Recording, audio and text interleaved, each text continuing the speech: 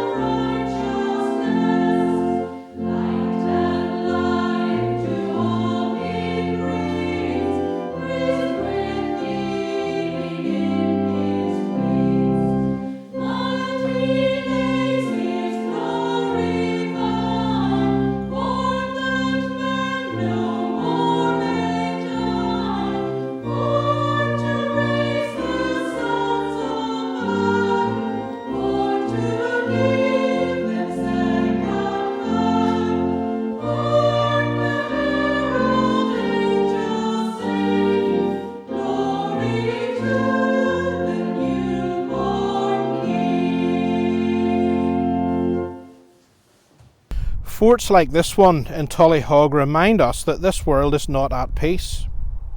Apart from that brief time in the Garden of Eden before the first sin, this world has never been at peace.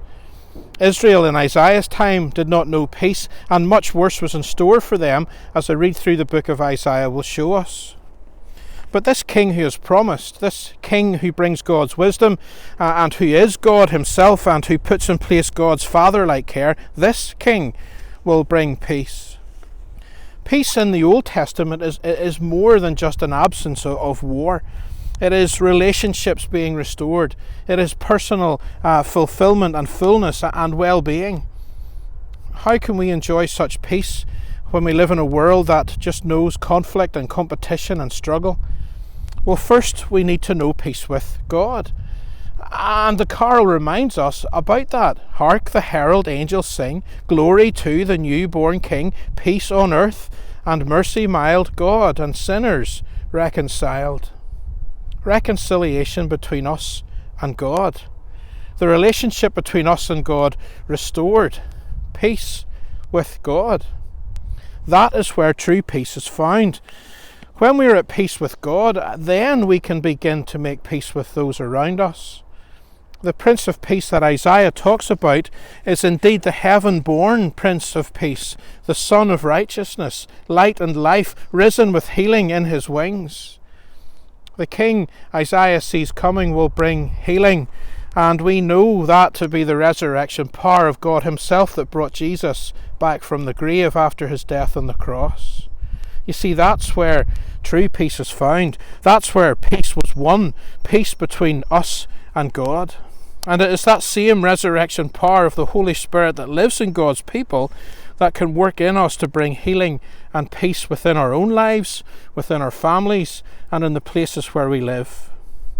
But for that to be true, and for all that we've thought about over these last 4 evenings to be true, we need to bow to this King.